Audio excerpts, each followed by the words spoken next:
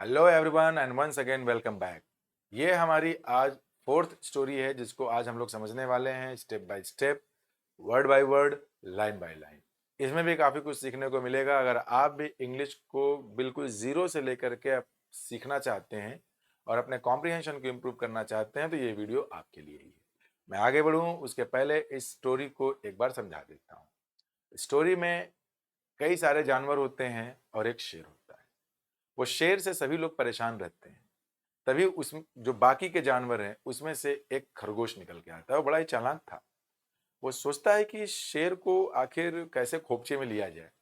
तो वो जाता है शेर के पास और बोलता है कि भाई, तू अपने आप को इतना ताकतवर समझता है ना, तुझसे भी ज्यादा ताकतवर एक दूसरा शेर है जो बोल रहा है कि किसी को भी मेरे सामने लेकर के आओ, मैं उसके बैंड बजा दूंगा। ये सुनते ही जो पहला वाला शेर है वो गुस्सा आ जाता है। कहता है अच्छा, चल दिखा कौन है, उसको खोपचे में मैं लेता हूं। अब रैबिट उसको एक कुएं के पास लेकर के जाता है। अब बोलता है कि देखो नीचे, नीचे तो पानी था। उस पानी में जब ये शेर अपनी परछाई को देखता है तो इसको लगता है कि कोई और शेर है, वही वाला शेर है जो इसको चैलेंज कर रहा है। और उसको मारने के लिए वो कुएं में कूद जाता है। देखा तो कितनी चालाकी से इस खरगोश ने उस शेर को कुएं में घुसा दिया और वो दोबारा निकल के कभी नहीं आया। तो इस स्टोरी का मोरल ये है कि ताकत से ज्यादा इंटेलिजेंस इंपॉर्टेंट होती है। आई होप की स्टोरी समझ में आई होगी। आइए इसको वन बाय वन समझते हैं, मतलब लाइन बाय लाइन समझते हैं। उसके पहले कुछ डिफिकल्ट वर्ड्स भी समझ लेते हैं। ये समझना ज्यादा इंपॉर्टेंट है आपके लिए, क्योंकि जब तक ये सीखेंगे नहीं याद कैसे करेंगे। वहां एक वर्ड लिखा है टेरराइजिंग। ये बना हुआ है टेरर से। टेरर वर्ड तो सुना ही होगा आप लोगों ने, जो कि एक नाउन होता है और इसका मतलब होता है आतंक। आतंक या फिर बहुत बड़ा डर, बहुत ज्यादा डर, आतंक हो गया। इससे एक वर्ब बना दिया है टेरराइज। अमेरिकन इंग्लिश का वर्ड है ये। इसका मतलब है किसी को आतंकित करना, किसी को डरा देना, यही इसका मतलब है। तो टेरराइजिंग का मतलब डराना या भय फैलाना। क्लेवर पता ही है, चतुर या चालाक। राइवल का मतलब प्रतिद्वंदी। देर इज अ कॉम्पिटिशन, एक प्रतियोगिता हो रही है। फाइटर वन, फाइटर टू, ये दोनों एक दूसरे के प्रतिद्वंदी हैं, that is called rival. Demanding ING form लगा है, लेकिन सही इसका जो वर्ब है मेरे भाई वो है डिमांड। वर्ब की फर्स्ट फॉर्म मांग करना। रिफ्लेक्शन, वही जो शेर ने देखा, प्रतिबिंब, परछाई। मिस्टूक लिखा हुआ है सेकेंड फॉर्म, इसका जो फर्स्ट फॉर्म है वो होता है मिस्टेक। ये वर्ब के फॉर्म्स भी याद करिएगा। धीरे धीरे ये चीजें आती हैं, बूंद बूंद से घड़ा भरता है। इंग्लिश में इसको कहते हैं many a little makes a mickle. Mistake second form होता है मिस्टूक, मिस्टूक। और थर्ड फॉर्म क्या बनेगा, मिस्टेकन। ये रहा। इंटेलिजेंस बुद्धिमानी। स्ट्रेंथ हो जाता है ताकत, शक्ति। चलिए उस स्टोरी को अब समझते हैं। स्टोरी को आसान बनाने के लिए मैंने उसके सारे लाइंस को अलग अलग कर दिया है। ऐसे आपको छोटा दिखेगा और आपको समझना आसान होगा। अगर आप किसी कंपटीशन की तैयारी कर रहे हैं तो ये तरीका काफी हेल्पफुल है उन बच्चों के लिए जो बिगिनिंग से सीखना चाहते हैं, जिनको इंग्लिश से डर लगता है। तो वीडियो को अंत तक देखिएगा जरूर से, आपको फायदा मिलेगा। यहाँ पे दिया गया है वन डे अ लायन। तो वन डे का तो मतलब ही पता है, एक दिन की बात है। अ लायन सब्जेक्ट हो गया। किसी भी सेंटेंस में सबसे पहले सब्जेक्ट पता करिए, फिर उसका वर्ब पता करिए। और आपको तो पता ही है कि अगर इज, एम, आर के साथ आपने वर्ब की आईएनजी फॉर्म यूज की, या वॉज या वर के साथ आपने वर्ब की आईएनजी फॉर्म यूज की, तो ये कॉन्टिन्यूअस होता है। ऊपर वाले का मतलब है प्रेजेंट कॉन्टिन्यूअस, नीचे वाले का मतलब है पास्ट कॉन्टिन्यूअस। यानी कि अ लायन वॉज टेरराइजिंग, एक जो है कि शेर था जो सब में आतंक फैलाया हुआ था, सबको डरा कर रखा हुआ था। The animals in the forest. In the forest का मतलब जंगल में जितने भी एनिमल थे सबको जो है डरा के रखा हुआ था, सबको डरा रहा था। A clever rabbit. रैबिट तो जानते ही हैं आप लोग, खरगोश। सब्जेक्ट पता कर लिया, कैसा खरगोश था भैया, चालाक था। Came up with a plan, उसके दिमाग में एक योजना आई। प्लान मतलब योजना। ये वर्ब है, उसका ऑब्जेक्ट है। वर्ब है, ये ऑब्जेक्ट हो गया। अब ही टोल्ड द लायन, ही मतलब कौन, वो रैबिट ने। सब्जेक्ट है, ये वर्ब है, ये उसका ऑब्जेक्ट है। मैंने आपको पहले भी वीडियोज में बताए हैं कि अगर किसी सेंटेंस में कॉमा, इन्वर्टेड कॉमाज लगा है तो इसका मतलब यह है कि हम किसी की कही हुई बात को बता रहे हैं। तो ही टोल्ड द लायन, तो जाहिर सी बात है कि ये बात कोई बता रहा है, तो कौन बता रहा है आपको? मैं ही तो बता रहा हूं। तो इसका मतलब ये है कि रैबिट ने लायन को जो बोला था वही मैं आपको हुबहू एकदम उसी की भाषा में बता रहा हूं। तो क्या बोला था भैया? देयर इज अनदर, अनदर का मतलब हो गया अन्य, लायन एक दूसरा शेर है, इन द फॉरेस्ट जंगल में। ये इन प्रेपोजिशन है, और किसी भी प्रेपोजिशन के बाद इफ अ नाउन और pronoun comes that becomes the object. एक जंगल में दूसरा शेर है हु, जो कहता है he is stronger than you, यानी कि अब रैबिट इधर आ गया, लायन 1 यहां आ गया, लायन 2 यहां आ गया, बराबर है। ये इससे बोलता है कि इस जंगल में एक दूसरा भी शेर है जो कहता है कि ये तुमसे ज्यादा ताकतवर है, स्ट्रॉन्गर। ये जो स्ट्रॉन्ग होता है ना, ये पता है कैसे बना है? इसका जो स्ट्रॉन्गर है ना, ये बना हुआ है स्ट्रॉन्ग एडजेक्टिव से। स्ट्रॉन्ग का मतलब ताकत होता है, ताकतवर। इसका जो सेकेंड फॉर्म होता है आपका, सेकेंड बोल रहा हूँ, एडजेक्टिव का कंपैरेटिव डिग्री, वो होता है स्ट्रॉन्गर, और एक होता है स्ट्रॉन्गेस्ट। क्या होता है? स्ट्रॉन्गेस्ट। अगर आप नहीं जानते हो तो मैं बता दूं, इसका नाम होता है पॉजिटिव डिग्री का एडजेक्टिव, इसका नाम होता है कंपैरेटिव डिग्री का एडजेक्टिव, और इसका नाम होता है सुपरलेटिव डिग्री का एडजेक्टिव। तो डिफरेंस क्या है भैया? वो जब हम सिर्फ आपकी क्वालिटी बताएंगे, यू आर स्ट्रांग, सिर्फ अकेला आदमी है।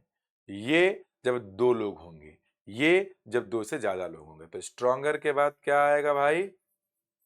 दैन। ठीक है ना? कंपैरिजन जब दो लोगों का करना होगा तो दैन आएगा। अब मैं आप लोगों को हिंदी का एक सेंटेंस देता हूं, आप लोग इसका इंग्लिश ट्रांसलेशन करके मुझे बताएंगे कि क्या बनेगा। मैंने लिखा कि तुम मुझसे ज्यादा